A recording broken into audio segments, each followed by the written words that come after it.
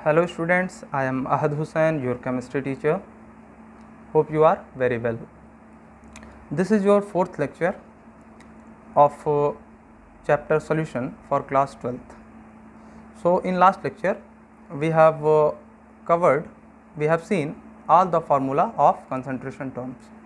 So now we will start in this lecture from types of solution according to phase. Okay, हम लोग देखेंगे कितने तरह के सॉल्यूशन होते हैं फेज के अकॉर्डिंग.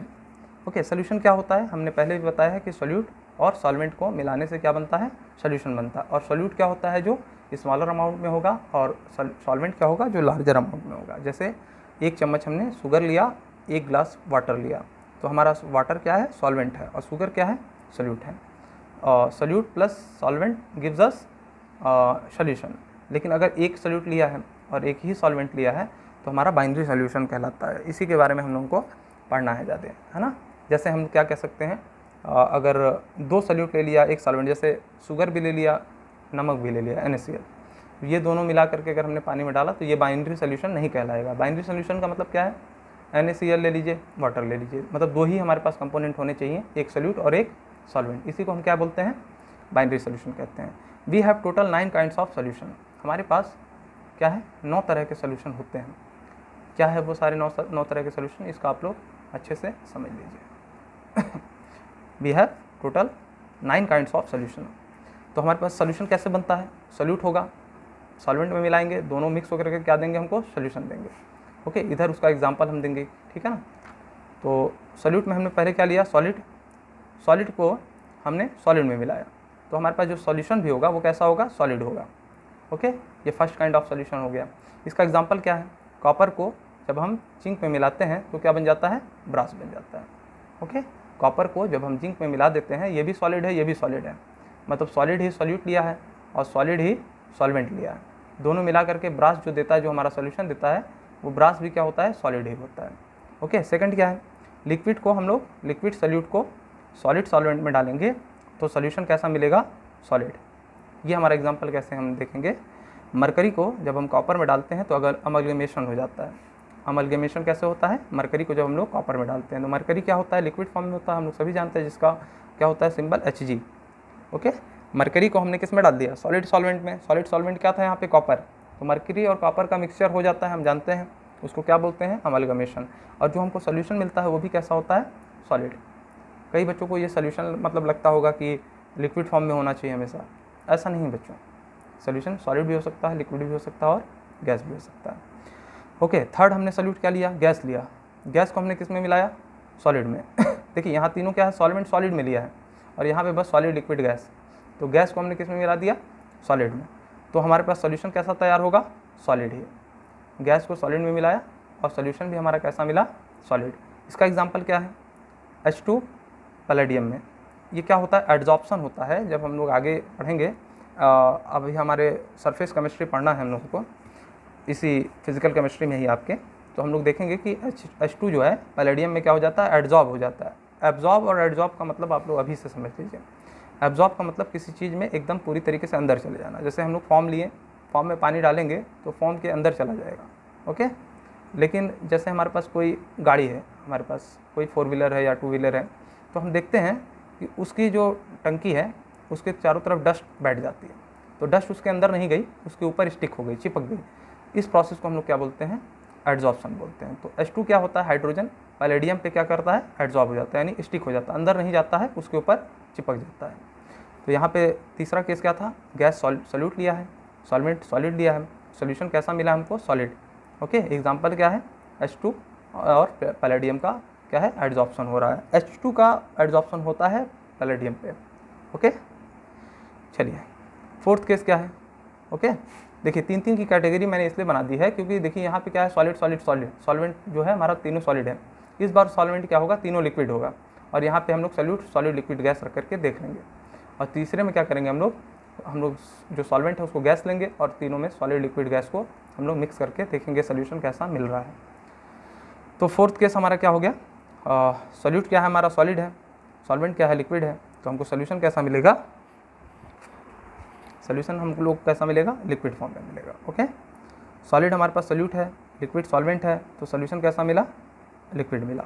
ओके, इसका एग्जांपल क्या है, सॉल्यूट हमारा सॉलिड था क्या, शुगर, सॉल्वेंट क्या था, वाटर, ओके, जो कि लिक्विड फॉर्म में होता है वाटर, शुगर सॉलिड फॉर्म में होता है, वाटर लिक्विड फॉर्म में होता है। सॉल्यूशन जो मिलता है हम लोग जानते हैं कि शुगर और वाटर का जो सॉल्यूशन होता है वो हम लोग को लिक्विड फॉर्म में मिलता है। फिर हमने क्या लिया, लिक्विड ही सॉल्यूट लिया और लिक्विड ही सॉल्वेंट लिया, तो हमको सॉल्यूशन भी कैसा मिलेगा, लिक्विड ही।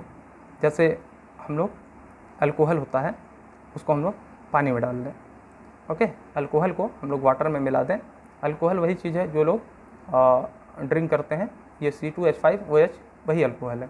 अल्कोहल को हम लोगों ने वाटर में मिलाया तो यहाँ लिक्विड, सॉल्यूट भी लिक्विड है, सॉल्वेंट भी लिक्विड है, और इन दोनों से मिला करके हम लोग जानते हैं क्या बनता है, लिक्विड ही सॉल्यूशन तैयार होगा।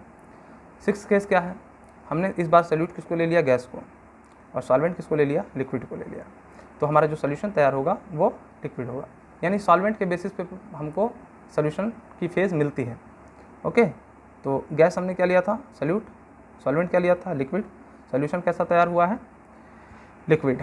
जैसे CO2 इन H2O, ओके, दोनों लिक्विड है, सॉरी CO2 गैस है और वाटर लिक्विड है। इसका एग्जांपल कहाँ मिलेगा, जैसे कोका कोला आप लोगों ने पिया ही होगा, या कोई भी हम लोग जो कोल्ड ड्रिंक्स वगैरह पीते हैं उसमें जानते हैं हाई प्रेशर पे कार्बन डाइऑक्साइड डिज़ोल्व की जाती है। बहुत हाई प्रेशर पे हम लोग कार्बन डाइऑक्साइड उसमें डिज़ोल्व करते हैं, जिसमें से कुछ मात्रा में वो जो गैसेज होगी वो वाटर में जाकर के इक्विलिब्रियम कंडीशन में आ जाती है, उसको हम लोग पैक कर देते हैं, ओके।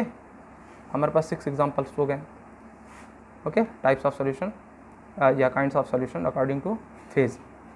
7th केस क्या है, हमने सॉल्यूट सॉलिड ले लिया और सॉल्वेंट क्या ले लिया, गैस ले लिया, तो हमको सॉल्यूशन कैसा मिलेगा, गैसियस मिलेगा।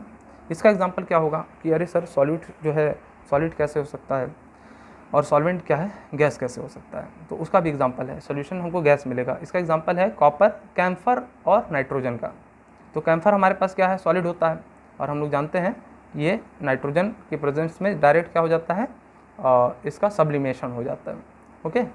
तो कैम्फर और नाइट्रोजन जो है ये एग्जांपल है सॉल्यूट सॉलिड का और गैस सॉल्वेंट का, जिससे हमको फाइनली क्या मिलता है, सॉल्यूशन गैसेस मिलता है, ओके। लिक्विड हमने क्या लिया, सॉल्यूट, और गैस अगर सॉल्वेंट लिया है तो भी हमको क्या मिलेगा, गैसियस सॉल्यूशन मिलेगा। तो इसका एग्जांपल क्या है, वेपर इन एयर, एयर में H2O के क्या होते हैं, वेपर्स होते हैं, ह्यूमिडिटी उसी की वजह से आती है, ओके। ह्यूमिडिटी क्या होती है, बेसिकली जो एयर में वेपर्स आ जाते हैं उसकी वजह से जो हीट का ट्रांसफ़र कॉन्स्टेंटली अर्थ हीट रेडिएट करती है, तो अर्थ से रेडिएशन उतनी अच्छी तरीके से हो नहीं पाता है अगर एयर में वेपर्स आ गए तो, ठीक है ना, उसी को हम लोग ह्यूमिडिटी बोलते हैं। जब ह्यूमिडिटी होगी तो थोड़ी सी उमस टाइप की होती है, उसका रीज़न यही है कि वाटर वेपर जो होते हैं वो हीट को पूरी तरीके से अर्थ जो रेडिएट कर रहा है उसको बाहर जाने नहीं देते हैं। अच्छा, इस बार सॉल्यूट क्या लिया है हमने, गैस ले लिया है, सॉल्वेंट क्या लिया है, गैस लिया है, और हमको सॉल्यूशन क्या मिल रहा है, गैसियस मिल रहा है, ओके। इसका एग्जांपल क्या है, आप कोई भी गैस ले लीजिए, दो मिक्स कर दीजिए, हमको सॉल्यूशन गैसेस मिल जाएगा। हाइड्रोजन ऑक्सीजन को मिक्स कर दीजिए, ऑक्सीजन नाइट्रोजन को मिक्स कर दीजिए, ऑक्सीजन कार्बन डाइऑक्साइड को मिक्स कर दीजिए, ऑक्सीजन सल्फर डाइऑक्साइड को मिक्स कर दीजिए, किसी भी गैसेस, दो गैसेस को मिक्स करेंगे तो हमको सॉल्यूशन भी कैसा मिल जाएगा, गैसेस मिल जाएगा। जैसे एयर एग्जांपल है, गैस इन गैस, तो एयर कई तरह के गैसेस से मिल करके बना है, उसमें hydrogen, nitrogen, helium, carbon dioxide, sulphur dioxide, सारे के सारे गैसेस प्रेजेंट हैं। चलिए, हम लोगों को इस टाइप्स ऑफ सॉल्यूशन में अकॉर्डिंग टू फेज जो 9 काइंड्स ऑफ सॉल्यूशन हम लोगों ने देखा है, उसमें हम लोग को सब कुछ नहीं पढ़ना है इस चैप्टर में। हम लोग को मेनली कंसर्न किसका है, सॉलिड और ये गैस वाला जो है, सॉलिड इन लिक्विड सॉल्वेंट, जो कि हमारा सॉल्यूशन कैसा होता है, लिक्विड, और गैस इन लिक्विड सॉल्वेंट, जिससे सॉल्यूशन हमारा बनेगा जो इससे वो लिक्विड फेज में होगा। अब इसके एग्जांपल यही नहीं होंगे, एग्जांपल बहुत सारे होंगे, तो हम लोग इस चैप्टर में मेनली डील करेंगे किससे, सॉलिड सॉल्यूट होगा और लिक्विड सॉल्वेंट होगा, और सॉल्यूट क्या होगा, गैस होगा, और लिक्विड क्या होगा, सॉल्वेंट होगा। Solid to liquid and gas to liquid, यही हम लोग को इस चैप्टर में देखना है। आइए, अब एक कॉन्सेप्ट हम लोगों को हेनरी लॉ समझना है यहाँ पे। उससे पहले हम लोग देखते हैं कि solubility of gases solute in liquid solvent. हमारा केस हमने अभी बताया है कि हमको क्या देखना है, गैस को लिक्विड में देखना और किसको देखना है, सॉलिड को लिक्विड में देखना है, दो चीज़ों को देखना है। तो अभी हम लोग किसकी बात कर रहे हैं, solubility of gases solute in liquid solvent. चलिए, पहला, सॉल्युबिलिटी किस चीज़ पे डिपेंड करती है, नेचर ऑफ गैस, गैस का नेचर कैसा है? Polar dissolve in polar, like dissolve like हम लोग जानते हैं। पोलर क्या होता है आप लोगों को मैंने पहले भी बता दिया है कि कोई भी ले लीजिए, HCl ले लीजिए, है ना। HCl हमारे पास क्या है? पोलर कंपाउंड है। क्यों पोलर है? जैसे हाइड्रोजन और क्लोरीन में कुछ कोवेलेंट बॉन्ड होगा, इसमें इलेक्ट्रोनेगेटिविटी ऑफ क्लोरीन ज़्यादा होती है। ओके, तो ये जो शेयर्ड पेयर ऑफ इलेक्ट्रॉन है इसको क्लोरीन अपनी तरफ क्या करेगा? पुल कर लेगा, जिसकी वजह से इस पर क्या हो जाएगा? पार्शियल नेगेटिव, और इस पर क्या आ जाएगा? पार्शियल पॉजिटिव आ जाएगा चार्ज। ओके, पार्शियल मतलब पूरा का पूरा नहीं, थोड़ा सा पॉजिटिव नेगेटिव इस पे आ जाएगा और थोड़ा सा पॉजिटिव चार्ज इस पे आ जाएगा। तो इस पे दो पोल जनरेट हो गए, एक नेगेटिव पोल और एक पॉजिटिव पोल। इसकी वजह से ये क्या हो गया? पोलर हो गया। ओके, तो एक और पोलर अगर हमारे पास कोई है, जैसे वाटर ले लीजिए, HOH, इसमें क्या होता है? हाइड्रोजन से ज़्यादा इलेक्ट्रोनेगेटिव कौन होता है? ऑक्सीजन होता है। ओके, तो ऑक्सीजन हाइड्रोजन से क्या करेगा? इलेक्ट्रॉन्स को अपनी तरफ थोड़ा खींच लेगा, जिसकी वजह से इस पर पार्शियल नेगेटिव और हाइड्रोजन पे क्या आ जाएगा? पार्शियल पॉजिटिव आ जाएगा। अब अगर हम HCl को पानी में डालें तो इसका जो नेगेटिव पार्ट होगा इसके पॉजिटिव पार्ट से अट्रैक्ट होगा, और इसका जो पॉजिटिव होगा इसके नेगेटिव पार्ट से अट्रैक्ट होगा, यानी कि ये दोनों आपस में क्या हो जाएंगे? घुल जाएंगे। तो polar dissolve in polar, like dissolve like, और ये कॉन्सेप्ट हम लोगों को दिमाग में रखना है। तो HCl is polar gas, H2O is polar gas, ये हमने समझा दिया है ना। चलिए, but O2 N2 H2 not soluble in water, therefore only required amount of oxygen is in sea, यानी एक्वेटिक लाइफ के लिए बहुत ही कम मात्रा में जितनी ज़रूरत होती है उतनी ही ऑक्सीजन समुद्र वगैरह में डिजॉल्व होती है। ओके, जैसे O2 क्या है? क्यों पोलर नहीं है? ऑक्सीजन के बीच में कुछ ऐसा बॉन्ड रहेगा एंड नाइट्रोजन के बीच में कुछ ऐसा बॉन्ड रहेगा, है ना। और कौन सा है? H2, हाइड्रोजन के बीच में ऐसा कुछ बॉन्ड रहेगा। तो इन दोनों के बीच में इलेक्ट्रोनेगेटिविटी डिफरेंस नहीं होने की वजह से कहीं भी पार्शियल पॉजिटिव या पार्शियल नेगेटिव चार्ज जनरेट नहीं होता है। सेम इलेक्ट्रोनेगेटिव एलिमेंट के बीच में कभी भी पोलैरिटी जनरेट नहीं होगी। जब कहीं पे इलेक्ट्रोनेगेटिविटी डिफरेंस दिखेगा तभी हमारी पोलैरिटी क्या होती है? जनरेट होती है। बात समझ में आई? तो O2 N2 and H2 not soluble in water, therefore only required amount of oxygen is in C.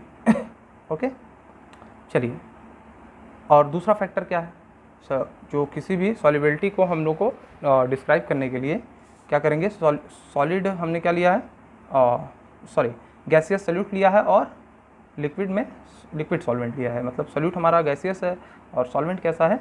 Liquid है।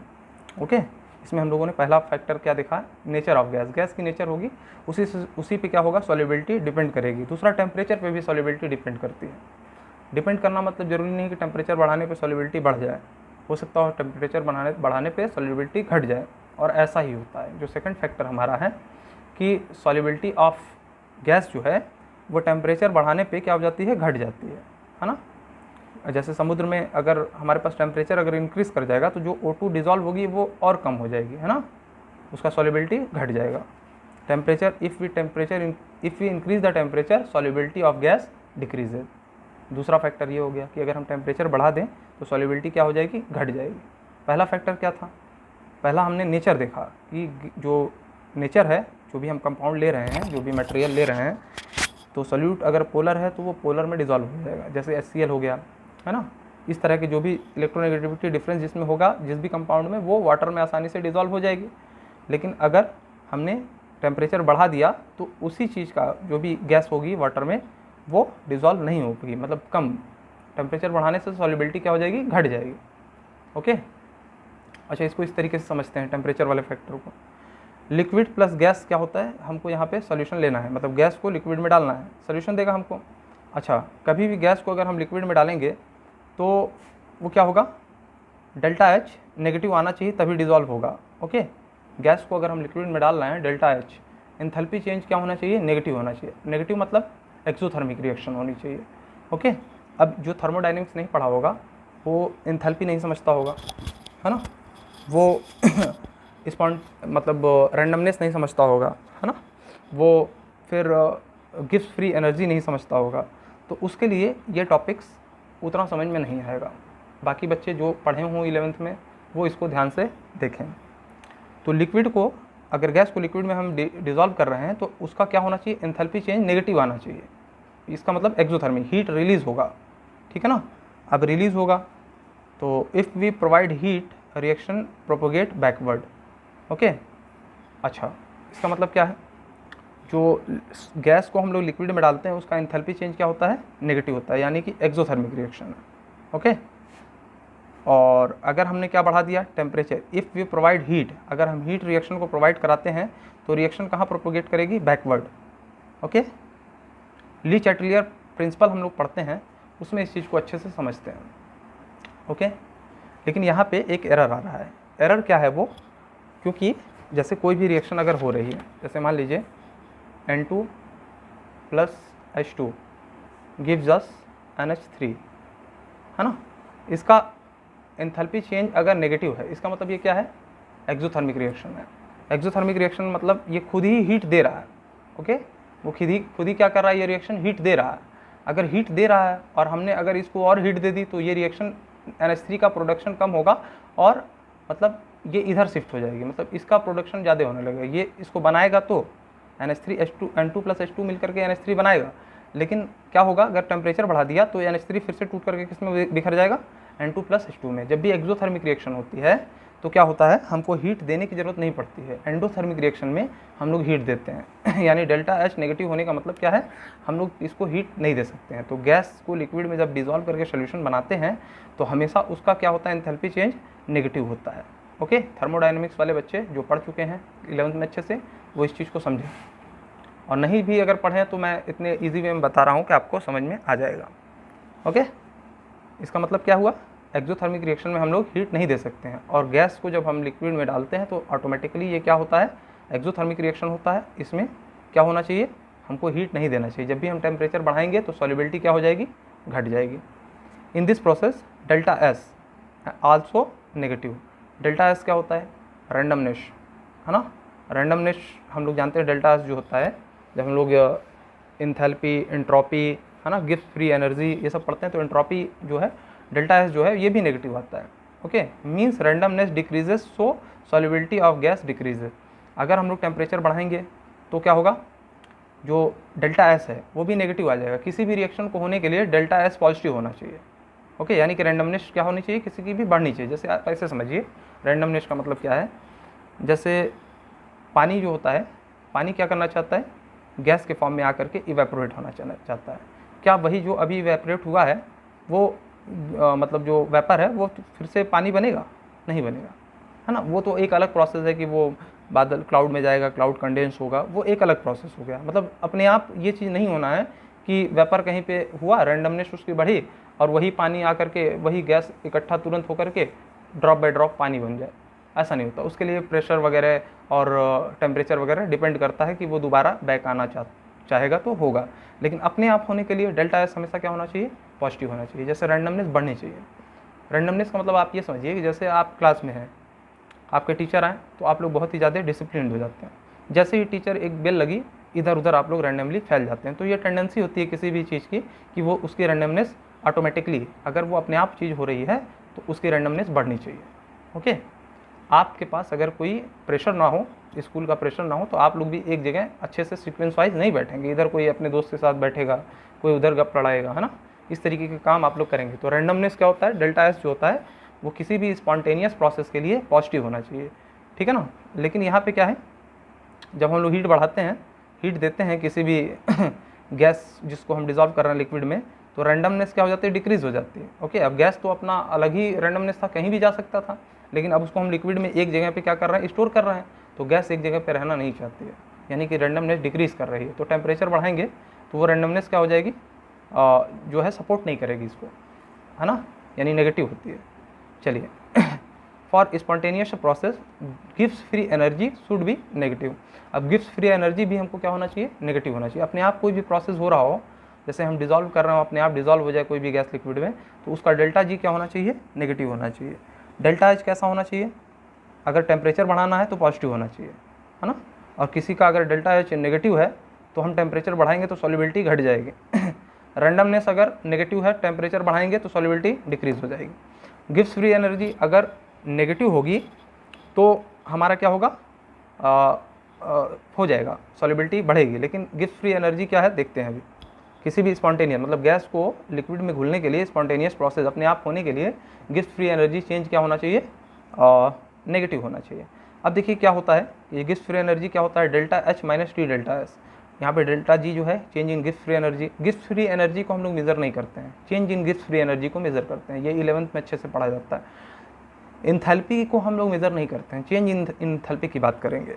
और ये जो स्पॉन्टेनिटी है, ये रैंडमनेस है, जो इंट्रॉपी है, उसको हम लोग नहीं मेज़र करते हैं, चेंज इन इंट्रॉपी को हम लोग मेज़र करते हैं। तो गिब्स फ्री एनर्जी का ये फार्मूला होता है delta H Gibbs free energy is equal to delta H minus T delta S, T stand for temperature. Okay, if delta S negative, अगर डेल्टा एस नेगेटिव हो जाए, है ना, delta G becomes positive.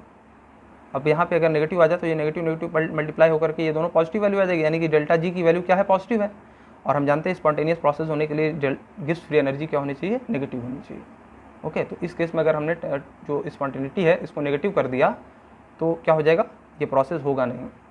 Okay, अपने आप नहीं होगा। Okay, non spontaneous, so gas will not dissolve in if we increase temperature, है ना। तो गैसेस के केस में क्या होता है, गिब्स फ्री एनर्जी नेगेटिव होती है, सॉरी एंट्रोपी नेगेटिव होती है ना। तो हम लोग टेम्परेचर बढ़ाएंगे, मान लीजिए ये भी क्या हो गया, नेगेटिव है, ये भी नेगेटिव है, नेगेटिव नेगेटिव मिल करके पॉजिटिव हो गया। आप टेम्परेचर इंक्रीज़ करेंगे तो गिब्स फ्री एनर्जी क्या होगी, गिब्स फ्री एनर्जी चेंज क्या होगा, बढ़ेगा। अगर Gibbs free energy change increase हो रहा है तो वो प्रोसेस स्पॉन्टेनियस नहीं होगा और टेम्परेचर बढ़ाने से वो चीज़ बैकवर्ड, रिएक्शन बैकवर्ड भाग जाएगी। इस चीज़ को बोलने के लिए तो मैंने ऐसे ही बोल दिया कि बहुत आसानी से समझ में आ जाएगा यहाँ, लेकिन जो बच्चे 11th नहीं पढ़े हैं, वास्तविकता ये है कि उसको ये चीज़ बहुत प्रॉब्लम करेगी, नहीं समझ में आएगी। तो इसके लिए क्षमा चाहते हैं, आपने 11th अगर नहीं सही से पढ़ा है तो उसको लिए मैं क्या कर सकता हूँ। ये अपने आप में बहुत ही लेंदी कॉन्सेप्ट है। आप लोगों को ये 3 चीज़ अगर पढ़ना चाहें तो आप लोग कहीं भी सर्च करके पढ़ लीजिए। 3 चीज़ें बहुत इंपॉर्टेंट हैं, इंथैल्पी, है ना, हीट के बारे में। देखिए थर्मोडायनेमिक्स एक अपने आप में बहुत बड़ा चैप्टर है, उसको हम कैसे एक्सप्लेन कर दें, छोटे से में जितना हो सकता है उतना मैंने कर दिया। ये अपने आप में बहुत लेंदी चैप्टर है। सबसे अच्छा, अगर 11th का सबसे अच्छा फिजिकल केमिस्ट्री का चैप्टर देखा जाए तो थर्मोडायनेमिक्स है। इसी को बच्चे अच्छे से नहीं पढ़ते हैं, इसलिए बाद में चल करके उनको दिक्कत आती है। तो यहाँ पे जितना समझा दिया बच्चों उतना समझिए, अगर नहीं भी समझ में आ रहा तो चलिए ठीक है, बस इतना जान लीजिए कि टेम्परेचर अगर हम बढ़ाएंगे तो क्या होगा, सॉल्युबिलिटी घटेगी। इतना आपको पता है तो भी काफ़ी है। अच्छा, थर्ड फैक्टर क्या है, प्रेशर। प्रेशर अगर हम इंक्रीज़ करते हैं तो सॉल्युबिलिटी इंक्रीज़ होती है। अच्छा, ये एग्जांपल कहाँ मिलेगा, अभी हमने बताया है कोका कोला में क्या होता है, हाई प्रेशर पे कार्बन डाइऑक्साइड डिजॉल्व होती है। जितना ज़्यादा हाई प्रेशर देते हैं कोका कोला में कार्बन डाइऑक्साइड उतना ज़्यादा अच्छे से डिजॉल्व होगी और उतना ही अच्छा टेस्ट आएगा। ओके, तो यानी कि प्रेशर इंक्रीज़ करते हैं तो सॉल्युबिलिटी क्या होगी, इंक्रीज़ होगी। तो ये तीनों पॉइंट आप लोग अगर नहीं समझ में आता है, Gibbs free energy, enthalpy change, entropy वगैरह, तो आप लोग ये 3 पॉइंट याद रखिए कि नेचर ऑफ गैस कैसा होना चाहिए, पोलर, डिजॉल्व इन पोलर। दूसरा पॉइंट क्या है, टेम्परेचर बढ़ाने से सॉल्युबिलिटी घट जाती है। और तीसरा पॉइंट क्या है, प्रेशर बढ़ाने से सॉल्युबिलिटी बढ़ेगी। ओके, क्या होता है, जैसे मान लीजिए कोका कोला वाला जो एग्जांपल लिया है, यहाँ पे एक पिस्टन से समझिए, ये एक बीकर है, उसके ऊपर ये पिस्टन लगाया है। पिस्टन को हम जब यहाँ पे गैस है, देखिए ये सब गैस है और यहाँ लिक्विड है, तो इसको जब पिस्टन को मूव करेंगे तो गैस बाहर निकलने के लिए जगह नहीं होती है। ये कैसा पिस्टन कैसा होता है, देखिए जैसे सिरिंज होता है जिससे इंजेक्शन लगता है, इंजेक्शन, तो उसमें क्या है, ऊपर नीचे ऐसे मूव कर सकता है पिस्टन, है ना।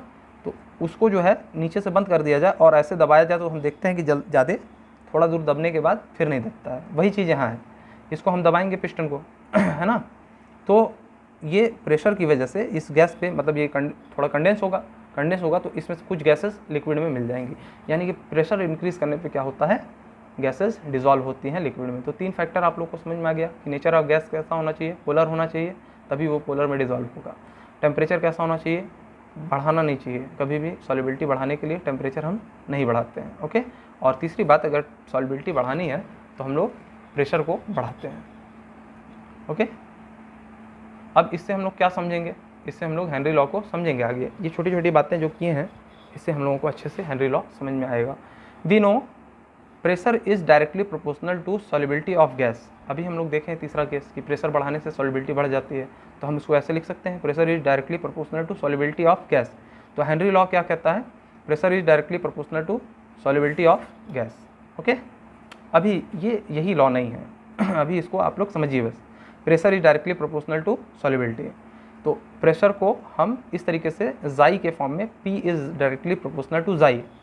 अब जाई को कई लोग मोल फ्रैक्शन समझ रहे होंगे, तो ठीक है, मोल फ्रैक्शन भी हो सकता है, लेकिन ये बेसिकली यहाँ पे क्या है, सॉल्युबिलिटी के बारे में बात करता है, और सॉल्युबिलिटी कई फैक्टर पे डिपेंड करती है, तो इतना डीप हम लोगों को नहीं जाना। जिसको मोल फ्रैक्शन लगता है वो मोल फ्रैक्शन भी समझ ले, वो भी सही है, ठीक है ना। तो प्रेशर इज इक्वल टू, यहाँ पे जब हम लोग डायरेक्टली प्रोपोर्शनल का साइन हटाते हैं, इक्वालिटी का लगाते हैं, तो कुछ कांस्टेंट लगाना पड़ता है, तो उस कांस्टेंट को के बोला और उसमें एच लगा दिया। यहाँ पे एच क्यों लगा दिया, क्योंकि ये हेनरी के ऊपर बना है ये लॉ, इसलिए pressure is equal to K H into x क्या है, या मोल फ्रैक्शन कह लीजिए, सॉल्युबिलिटी ऑफ गैस कह लीजिए, या मोल फ्रैक्शन ऑफ गैस कह लीजिए। यहाँ पे अगर सॉल्युबिलिटी से आप समझेंगे तो ये ज़्यादा अच्छा है, लेकिन मोल फ्रैक्शन से समझाने में आसानी होती है, क्योंकि मोल फ्रैक्शन आपने पढ़ा है। तो कई टीचर क्या करते हैं, pressure is equal to K H, Henry constant into mole fraction. Okay, चलिए, हियर के H is a Henry constant, ये के एच क्या है, हेनरी कॉन्स्टेंट है, एक्स क्या है, mole fraction of gas in liquid, liquid में कितना मोल फ्रैक्शन गैस का प्रेजेंट है वही एक्स है। ओके, अभी यही समझाने के लिए जो सारे टीचर करते हैं वही मैं भी करूँगा, कंफ्यूज नहीं करूँगा आप लोगों को, है ना, कि ये सॉल्युबिलिटी है, सॉल्युबिलिटी कई फैक्टर पर डिपेंड करती है, अब उसके बारे में पूरा हमको डिटेल जानना पड़ेगा। उससे बढ़िया आप यही समझिए ना, जब डायरेक्टली ये क्या है, एक्स पे डिपेंड कर रहा है, यानी कि मोल फ्रैक्शन पे डिपेंड कर रहा है, तो आप इसी से समझिए। Okay, P is equal to K H into X, K H क्या है, हेनरी कॉन्स्टेंट है, एक्स क्या है, mole fraction of gas in liquid. Okay, देखिए ये लिक्विड है, ये क्या है, गैस है। ओके, लिक्विड इतना है, ऊपर थोड़ी सी जगह है गैस, तो जो इसकी सॉल्युबिलिटी होगी, ये जो गैस है वो लिक्विड में सॉल्युबल कब होगा, ओके, किस पे डिपेंड करेगा, जब मोल फ्रैक्शन ऑफ गैस, ये गैस है, उसके लिक्विड फॉर्म में, जिस लिक्विड से ये गैस बना है, ये वेपर बना है, उसका मोल फ्रैक्शन इस लिक्विड में ज़्यादा हो, मतलब दो, जैसे एक सॉल्यूट लिया हमने, एक सॉल्वेंट लिया, दो तरह का लिक्विड सॉल्यूट ले लिया, लिक्विड ले लिया सॉल्यूशन बनाने के लिए, तो उस लिक्विड का अगर मोल फ्रैक्शन इसमें ज़्यादा है, तो उससे निकला हुआ ये जो है ना, ये जो है यहाँ पे जो गैस दिख रहा है, इसका मोल फ्रैक्शन यहाँ ज़्यादा है। अगर मोल फ्रैक्शन ज़्यादा है तो इसकी सॉल्युबिलिटी यहाँ पे क्या होगी, देखा जाएगा, वो वही उसी की बात कर रहा है, तो उसका रिलेशन ये है, pressure is equal to Henry constant into mole fraction of gas in liquid. अब ये लाइन भी आप लोगों को अगर थोड़ा दिमाग लगाएंगे तभी समझ में आएगा, मेहनत करिए बच्चों, ठीक है। चलिए, तो हेनरी लॉ अब क्या कहता है, हेनरी लॉ कहता है the partial pressure applied by any gas. तो आप लोगों को अगर पार्शियल प्रेशर पता हो तो ठीक है, नहीं पता हो तो भी देख लीजिए, बताना तो पड़ेगा ही। 11th में आप लोग गैसेस स्टेट भी नहीं सही से पढ़े होंगे कुछ बच्चे। देखिए, कोई क्लोज कंटेनर हमने ले लिया, है ना, कंटेनर, इसको ऐसे समझिए, इस तरीके का कुछ कंटेनर है ना, डब्बा नुमा, है ना, इसमें कई गैसेस हमने डाल दी हैं, है ना, कार्बन डाइऑक्साइड है, हाइड्रोजन है, नाइट्रोजन है, कोई भी गैस है, तो ये हाइड्रोजन मान लीजिए, इसकी वजह से इस पर कुछ प्रेशर लगेगा, इसकी वाल पे कंटेनर के, ये नाइट्रोजन है, इसकी वजह से कुछ प्रेशर लगेगा इसकी वाल पे, ये कार्बन डाइऑक्साइड है, इसकी वजह से कुछ प्रेशर लगेगा, यानी इंडिविजुअल गैस की वजह से जो वाल पे प्रेशर लग रहा है वही partial pressure of that individual gas कहलाता है, ठीक है ना, इसी को पार्शियल प्रेशर कहते हैं। टोटल प्रेशर इस कंटेनर पे किसका लगेगा, जब पूरे गैसेस के प्रेशर को हम लोग पार्शियल प्रेशर को ऐड कर देंगे तो वही टोटल प्रेशर हो जाता है ना। पार्शियल प्रेशर मतलब जो भी कंटेनर में गैस प्रेजेंट है, कई गैसेस अगर हैं तो एक का जो प्रेशर होगा उस मतलब कंटेनर की वाल पे, उसी को हम लोग क्या कहते हैं, पार्शियल प्रेशर कहते हैं।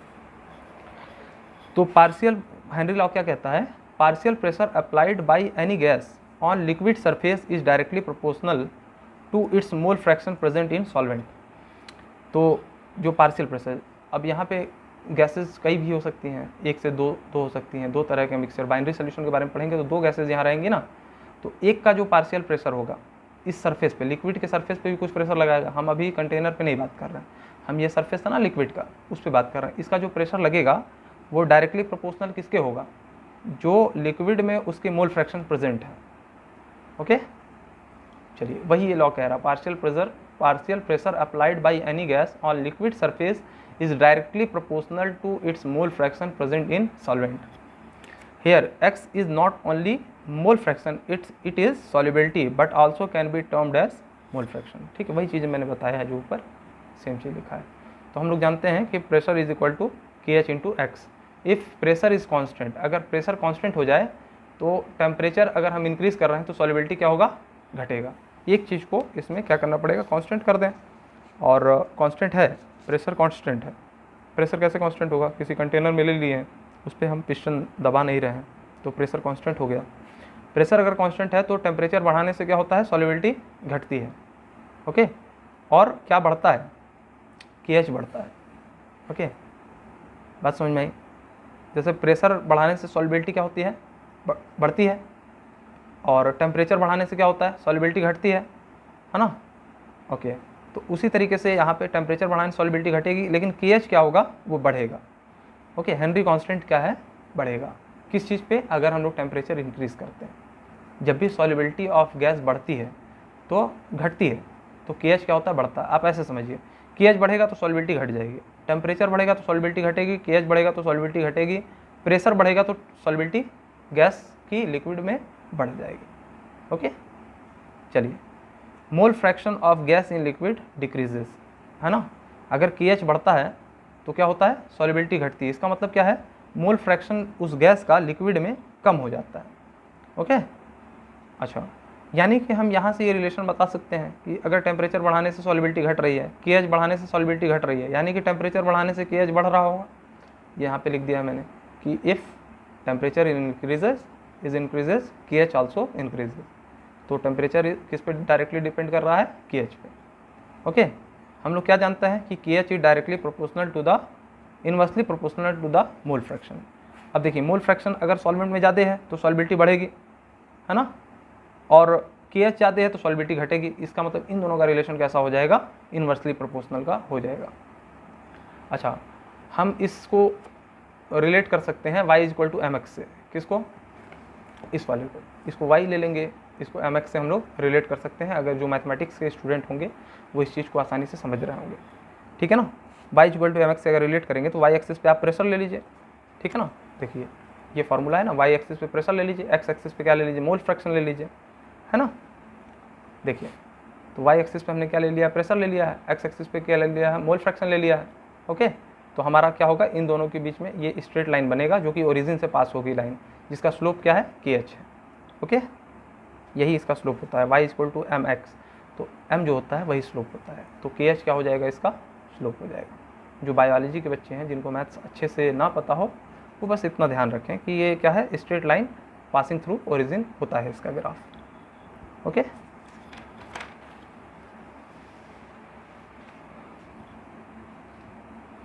तो बच्चों, ये वेपर प्रेशर का जो कॉन्सेप्ट है, इसको मैं नेक्स्ट लेक्चर में आप लोगों को क्लियर कराऊंगा, क्योंकि ये अपने आप में, इसके बाद हम लोग अच्छे से राउट्स लॉ वगैरह भी देखना है, तो काफ़ी इस पर हम लोग एक बार में लेंदी वीडियो बनाएंगे थोड़ा सा, ताकि आप लोगों को सारी चीज़ें समझा दें। आज के लिए बस इतना ही रहने देते हैं, जितना पढ़ाया है इस पर ही आप लोग थोड़ा सा फोकस कर लीजिए। ये चीज़ें नहीं समझ में आएंगी तो आगे चैप्टर में मतलब नहीं रह जाएगा कोई चीज़, है ना। आप भले ही enthalpy change, Gibbs free energy change, entropy change, ये सब ना समझे हों, लेकिन इतनी 3 पॉइंट्स आप लोग दिमाग में रखिए कि सॉल्युबिलिटी बढ़ाने के लिए क्या होता है, नेचर ऑफ गैस डिपेंडेंट होता है। सॉल्युबिलिटी नेचर पे डिपेंड करती है, गैस किस तरह के है, लिक्विड में अगर उसको डिजॉल्व होना है तो पोलर, अगर सॉल्वेंट लिया हमने, जैसे वाटर लिया है सॉल्वेंट, तो पोलर ही गैस होनी चाहिए, तभी वो आसानी से डिजॉल्व होगी। दूसरा क्या है, टेम्परेचर अगर हम लोग बढ़ा देंगे, तो सॉल्युबिलिटी घट जाएगी। और तीसरा पॉइंट क्या है, प्रेशर अगर बढ़ा देंगे तो सॉल्युबिलिटी बढ़ जाएगी। ये 3 पॉइंट दिमाग में जरूर रखिए, ठीक है ना, इसको आप माइंड करिए। ओके, फिर हमने क्या देखा, हेनरी कॉला देखा, partial pressure applied by any gas on liquid surface is directly proportional to the mole fraction present in solvent. Okay, उस गैस का जो इस लिक्विड फॉर्म में मोल फ्रैक्शन अगर ज़्यादा है तो इसकी सॉल्युबिलिटी ज़्यादा होगी, अगर मोल फ्रैक्शन लिक्विड फॉर्म में कम होगा इस गैस का तो क्या होगी, इसकी सॉल्युबिलिटी भी कम होगी। अब इतना अगर नहीं समझ में आ रहा है तो फिर से आप लोग रिपीट करिए इसको, 1-2 बार 3 बार देखिए जितना होगा, नहीं तो आगे बढ़ने से बहुत प्रॉब्लम होगी। इतना आसानी से समझाए हैं कि ये चीज़ अच्छे से आ गया होगा। फिर हमने क्या देखा कि pressure is equal to KH into x, pressure is directly proportional to the mole fraction of that मतलब gas in liquid form in the solution, ठीक है ना। सॉल्वेंट में जो ये प्रेजेंट है वो मोल फ्रैक्शन उसी पे डिपेंड करता है। Pressure is directly proportional to the mole fraction present in solvent. तो डायरेक्टली प्रोपोर्शनल का साइन हटाया तो KH लगाया एक कांस्टेंट, फिर उसके बाद हमने इसके बीच में ये देखा रिलेशन कि KH पे क्या होता है, KH बढ़ाने से सॉल्युबिलिटी घट जाती है, मोल फ्रैक्शन बढ़ाने से सॉल्युबिलिटी बढ़ जाती है, प्रेशर बढ़ाने पे सॉल्युबिलिटी बढ़ जाती है ना। प्रेशर, ये टेम्परेचर और KH का भी रिलेशन देखा कि टेम्परेचर बढ़ाने से सॉल्युबिलिटी घटती है, KH भी बढ़ाने से सॉल्युबिलिटी घटती है, यानी कि ये सॉल्युबिलिटी है ना। देखिए यहाँ पे समझिए, इसको हमने कांस्टेंट कर दिया। अब सॉल्युबिलिटी किस पे डिपेंड करेगी, इन दोनों पे। अगर ये बढ़ेगा तो ये घटना चाहिए, यानी कि ये क्या है, सॉल्युबिलिटी है। अगर KH बढ़ रहा है तो एक चीज़ घटेगा ना, एक चीज़ तो कांस्टेंट है, ये कांस्टेंट है। अगर तो ये अगर बढ़ेगा तो इसको घटना पड़ेगा। तो KH अगर बढ़ रहा है तो x क्या है, यानी सॉल्युबिलिटी क्या है, घट रही है। और हम टेम्परेचर बढ़ाने पे भी जानते हैं सॉल्युबिलिटी घटती है, यानी कि टेम्परेचर और KH का डायरेक्ट रिलेशन है। टेम्परेचर बढ़ाएंगे तो ये KH क्या होगा, बढ़ेगा। उसके बाद हमने इस P = KH x का जो है हमने ग्राफ देखा, y = mx से रिलेट किया। y एक्सिस पे हमने पार्शियल प्रेशर ले लिया of gas, partial pressure of gas, और x एक्सिस पे क्या ले लिया, मोल fraction of that gas present in liquid ले लिया। और हमने m क्या है, स्लोप क्या देखा, जो स्लोप है हमारा वो KH आएगा। इस तरीके से लाइन पासिंग थ्रू ओरिजिन हमारा ग्राफ बनेगा। Thank you. पढ़ाई करते रहिए बच्चों, जितना इजी वे में मुझे लग रहा है ये सारे कॉन्सेप्ट और लेंदी बना करके समझाए जा सकते थे, लेकिन मैं ऐसा नहीं चाहता हूँ, यहीं तक हम लोगों को नहीं रहना है। हम लोग को 12th की तरह ही पढ़ना है, ओके। और थोड़ा सा एडवांस हम लोग पढ़ना चाहेंगे, लेकिन ये नहीं है कि एकदम मतलब एक कॉन्सेप्ट के पीछे मैं बहुत ज़्यादा टाइम ख़राब कर दूँ, क्योंकि हम लोग को अभी 12th में बहुत कुछ पढ़ना है। अभी देखिए आपका ये चल रहा है, सॉल्यूशन चल रहा है, इसके बाद इलेक्ट्रोकेमिस्ट्री पढ़ना है। वो अपने आप में बहुत ज़्यादा लेंदी कॉन्सेप्ट है और बहुत अच्छा है, बेस्ट एकदम है। इलेक्ट्रोकेमिस्ट्री आप लोगों को बहुत मज़ा आएगा। उसके बाद केमिकल काइनेटिक्स बहुत ही लाजवाब, आपके 12th का सबसे ज़बरदस्त अगर फिजिकल का केमिस्ट्री का चैप्टर है तो वो केमिकल काइनेटिक्स है। उसमें हम लोग रेट वगैरह के बारे में पढ़ते हैं। फिर हम लोग को सरफेस केमिस्ट्री पढ़ना है। फिर ये तो हो गया फिजिकल केमिस्ट्री की बात। अभी इनऑर्गेनिक में जाएंगे आप लोग तो P ब्लॉक खत्म हुआ है, फिर D ब्लॉक आपको पढ़ना है। फिर उसके बाद कोऑर्डिनेशन कंपाउंड्स वगैरह पढ़ने हैं। फिर उसके बाद मेटलर्जी वगैरह का कॉन्सेप्ट भी आगे हम लोग देखेंगे ही। फिर उसके बाद हम लोग ऑर्गेनिक पे आएंगे। ऑर्गेनिक में अभी बायोमॉलिक्यूल्स बाकी ही है।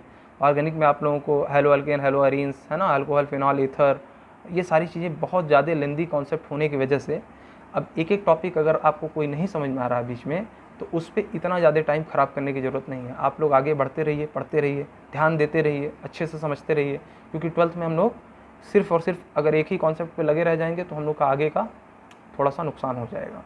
ठीक है, तो आप लोग पेशेंस रखिए। अगर कोई चीज़ नहीं तुरंत समझ में आती है तो आएगी, एक बार नहीं 2 बार पढ़ने में, 2 बार नहीं 3 बार पढ़ने में, तो धीरे धीरे चीज़ें आती हैं। एक बार में हर कुछ सब कुछ समझ में आ जाए ये ज़रूरी नहीं होता है। तो कुछ कॉम्प्लिकेटेड प्रॉब्लम जो होती है उसमें मैं ये ज़रूर कह देता हूँ बच्चों कि आप लोग पेशेंस रखिए। पेशेंस नहीं रखेंगे तो आप लोग 12th में अच्छा नहीं कर पाएंगे।